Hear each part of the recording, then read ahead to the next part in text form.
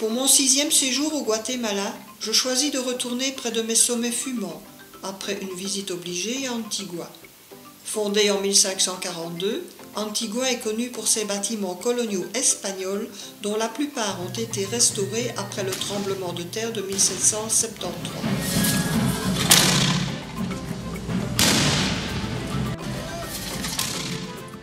Au loin, les volcans de Fuego et d'Acatenango nous saluent. Qu'est-ce que j'ai hâte de les revoir de plus près ces deux-là.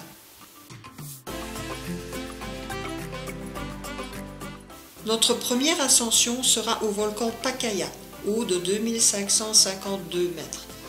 Personnellement, je gravis ces pentes pour la 4e fois et je peux assurer qu'il a bien changé depuis son éruption de mars dernier. Au loin, les sommets des volcans Agua, Acatenango et Fuego nous saluent une dernière fois avant le coucher du soleil.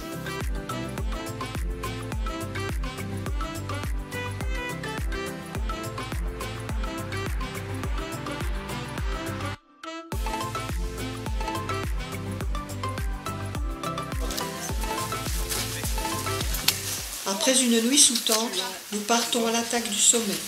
Pas facile sur cette lave coupante, dans le noir, secouée par un vent tenace. Mais au sommet, quelle récompense! Le spectacle est à vous couper le souffle.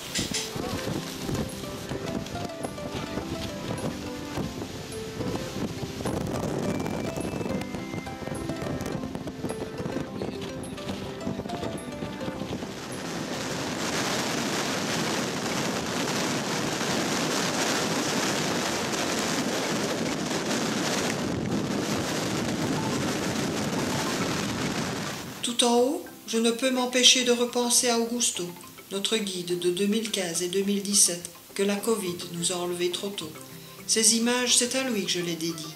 Il me semble qu'il est encore là, près de nous, sur son volcan. Si la montée au sommet avait été ardue, la descente de la pente de cendre est sportive et rapide, un peu trop parfois, mais c'est marrant comme tout, j'adore. Le lac Atitlan reste un de mes lieux favoris de ce pays.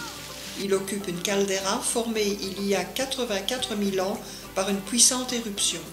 Il est par certains qualifié de plus beau lac du monde et je suis d'accord avec eux. Le lac Atitlan ne possède aucun exutoire naturel, ni cascade, ni ruisseau. Il se nourrit de pluie et de ruissellement, tandis que l'évacuation des eaux s'effectue par évaporation ou infiltration.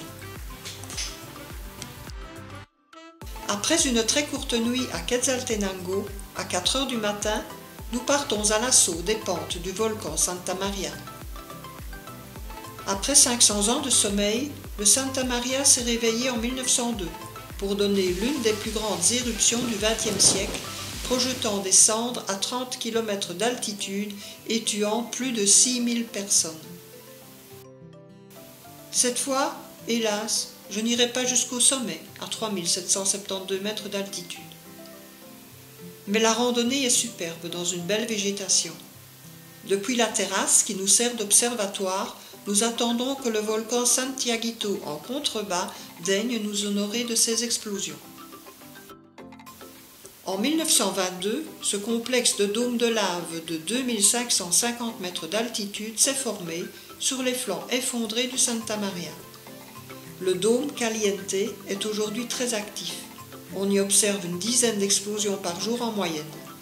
Par chance, aujourd'hui, nous en verrons 4. Quel bonheur!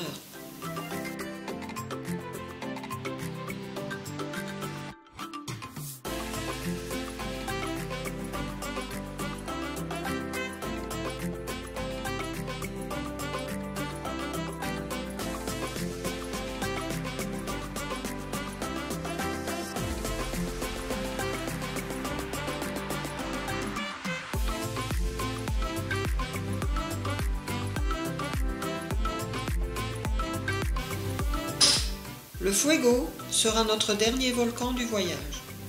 Le volcan de Fuego est l'un des volcans les plus actifs d'Amérique centrale, entrant irrégulièrement en éruption depuis 1524.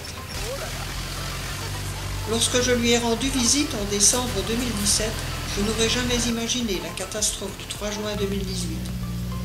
Une éruption violente se produisit, projetant des cendres à plus de 2200 mètres au-dessus du cratère, imposant la fermeture temporaire de l'aéroport international et l'évacuation immédiate de plusieurs milliers de personnes.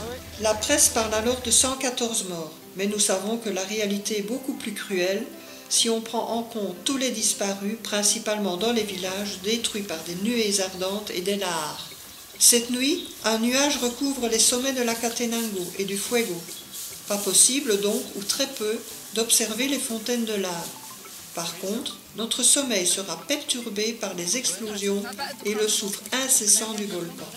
Impressionnant.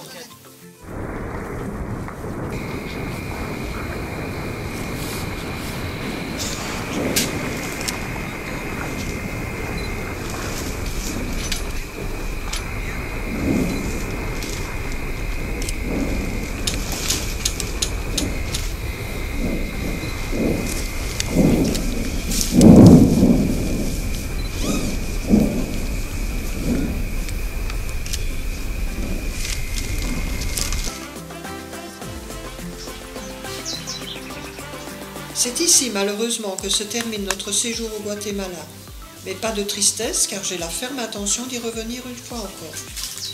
Et puis, demain c'est un nouveau départ pour le Nicaragua, pays presque voisin et tout aussi attachant, avec d'autres volcans actifs. Nouvelles aventures en perspective que je vous invite à vivre en images dans mon prochain reportage.